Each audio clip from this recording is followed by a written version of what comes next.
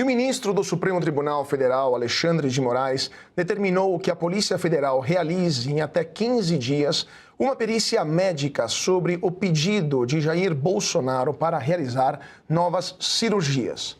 Segundo Moraes, os laudos entregues pela defesa não são atuais, o mais recente tem 3 meses, e não indicavam urgência cirúrgica na época.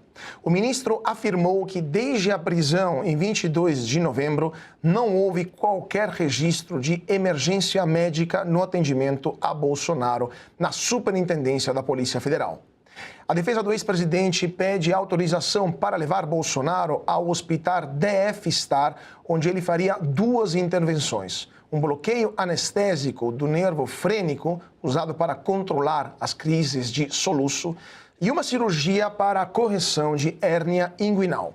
Os advogados também alegam agravamento do quadro de saúde e pediram prisão domiciliar humanitária, citando riscos cardiovasculares e problemas como apneia, refluxo, hipertensão e lesões cutâneas recentes. A defesa nega o risco de fuga e diz que a tentativa de violar a tornozeleira foi resultado de um episódio de confusão mental. Rodrigo Constantino, muito boa noite. Eu queria te ouvir sobre esta decisão do ministro Alexandre de Moraes e também sobre o estado de saúde do ex-presidente Jair Bolsonaro, que, lembramos, continua preso na Polícia Federal, na Superintendência da Polícia Federal, e agora vai fazer novas perícias médicas. Muito boa noite, Consta. Boa noite, Carlos. Boa noite a toda a nossa bancada. Boa noite a nossa audiência incrível. Pois é, né? O Alexandre de Moraes agora virou especialista em medicina também. Ele também pediu perícia no caso do Alzheimer do general Heleno, né? Ele está desconfiando de médicos porque ele deve também ter um saber em medicina aí que rivaliza com o seu saber jurídico. Fora isso, Cauti, todo mundo sabe que o Bolsonaro está com a saúde frágil. Esses soluços são graves, são insuportáveis, aliás, e ele tem outras sequelas da facada que o esquerdista Adélio Bispo deu nele tentando matá-lo há anos atrás, e até hoje ele paga um preço alto por isso. Todo mundo sabe, até mesmo na prisão domiciliar a coisa já não estava tão segura. Ele tinha ali uma certa escassez de instrumentos ao seu dispor que ele, com a saúde fragilizada do jeito que está, talvez necessite, né? Outro caso que chama a atenção é comparar com o do ex-presidente Fernando Collor de Mello. Fernando Collor de Mello, se eu não me engano, alega bipolaridade e mais uma ou outra coisa que certamente não apresenta um perigo iminente, como o problema de saúde do Jair Bolsonaro, e ele está em prisão domiciliar, aliás, num apartamento de frente para o mar e tudo, e ele também teve problemas com a tornozeleira eletrônica, que ficou fora do ar um bom tempo, e isso não fez com que ele fosse para regime fechado, para prisão, para cela da PF. Então, o duplo padrão nesse tratamento mostra que existe aí uma perseguição a Jair Bolsonaro. Alexandre de Moraes está atrás da sua vendetta, né? Ele queria, em primeiro lugar, tirar Bolsonaro da equação política de 2026, isso ele conseguiu. Bolsonaro hoje é uma pessoa ostracizada, não pode falar, não pode dar entrevista, está preso, né? Não consegue articular com os próprios aliados. A campanha do seu filho provavelmente vai ter que usar um boneco de papelão para lembrar que ele está junto, né? Então, o Alexandre de Moraes conseguiu essa parte do que queria, mas me parece que ele quer mais. Me parece que ele não vai ficar tranquilo enquanto ele realmente não destruir de vez Bolsonaro ou repetir aquilo que ele fez com o Clezão. Berenice Leite, muito boa noite, direto de Brasília. Berenice, o ministro Alexandre de Moraes, além de ser juiz, além de ser acusador, além de ser vítima, ou pelo menos se diz vítima desse caso que envolveu, que levou à condenação do ex-presidente Bolsonaro, agora quer ser médico também? Muito boa noite, Berenice. Boa noite, Cauti, Constantino, Piotto, Marcíglia e toda a nossa audiência maravilhosa. Pois é, o ministro Alexandre de Moraes, a cada semana, inaugura uma nova função, né? Infelizmente, o ex-presidente Jair Bolsonaro não tem condições de saúde nesse momento para ficar naquele espaço de 12 metros quadrados em que ele se encontra. Ainda hoje, nós tivemos uma visita do presidente da Comissão de Segurança Pública na Câmara dos Deputados, o deputado Bilinski, esteve lá hoje para fazer uma vistoria e considerou um verdadeiro ali, uma espécie de solitária, onde ele está vivendo, né, onde ele está cumprindo essa sentença, e os pedidos da equipe médica do ex-presidente Jair Bolsonaro, esse pedido ele é muito contundente, afinal, o próprio ministro Alexandre de Moraes ressalta, o pedido tem 3 meses, ou seja, precisa de uma nova reavaliação. E na semana passada ainda a equipe médica foi solicitada com urgência, até porque ele estava sentindo ali fortes dores de cabeça, em função de uma sala de refrigeração que fica bem ao lado de onde ele passa 24 horas por dia ouvindo um barulho enorme por conta desses refrigeradores, uma situação de tortura mesmo, lamentável, em que se encontra o ex-presidente Jair Bolsonaro e que merece atenção nesse momento. Agora, o prazo é um absurdo, né? 15 dias, ou seja, se houver alguma emergência, já que os médicos avisaram que ele precisa fazer esses 2 procedimentos cirúrgicos, 15 dias é muito tempo. E dado o histórico aí do ministro Alexandre de Moraes, a gente sabe que ele não tem pressa em avaliar esse tipo de pedido, né? Assim aconteceu com o Clezão, que esperou por mais de 3 meses e acabou perdendo a sua vida. E olha que naquela época ainda tinha o parecer do Procurador-Geral da República. E nem isso ele escutou à época.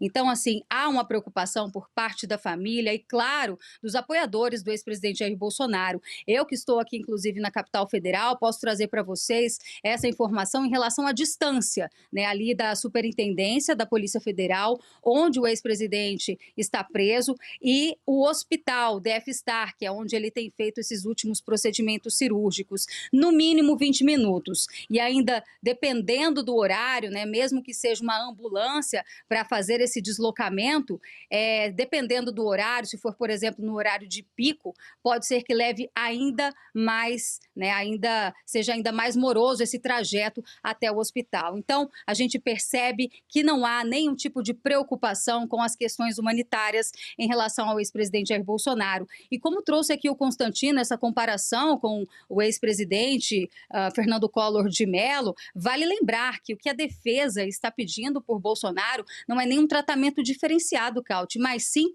um tratamento humano, né? É o básico. Então, assim, esse pedido precisa ser avaliado, e já que ele coloca nessas condições de que a Polícia Federal precisa avaliar se esse pedido de fato é verídico, vamos aguardar, né? É o que nos resta. Infelizmente, nós que estamos acompanhando toda essa trajetória, enfim, as complicações em fator da facada de 2018, a gente percebe que realmente a família e os apoiadores de Bolsonaro, nesse momento, aumenta ainda mais a preocupação. Cauti. Pois é, Piotr. Lembrando também que o ex-presidente Jair Bolsonaro tem 70 anos. Desde a facada que ele sofreu em setembro de 2018, ele passou por 10 cirurgias, a última foi em abril deste ano, foi internado também uma dúzia de vezes para cuidar dos processos, das crises que também ele está sofrendo, de soluço, dos problemas com o intestino, teve que reconstruir basicamente a parede intestinal, e ele ainda sofre com as sequelas daquela tentativa, daquele atentado que ele sofreu já há 7 anos.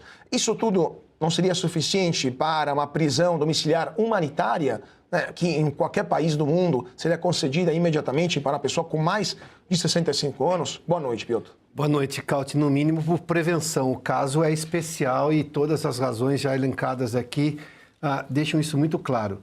Marcília, boa noite. Consta, boa noite. Seja bem-vindo. Eu vou pedir licença aos colegas para dar um especial, boas-vindas especiais aqui a Berenice. Berenice, seja muito bem-vinda. Um privilégio tê-la conosco aqui em Oeste Sem Filtro, viu?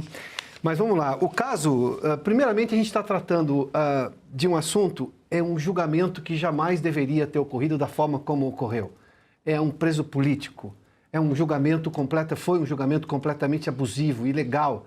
A forma como foi conduzido, não foi garantido o devido processo legal. Eu gosto sempre de me lembrar do advogado do presidente Bolsonaro, naquele momento, ali, com os ministros da primeira turma, ali, à sua frente, dizendo: eu recebi um calhamaço, de, se não me engano, quantos terabytes ali, ou seja, impossível de ser analisado.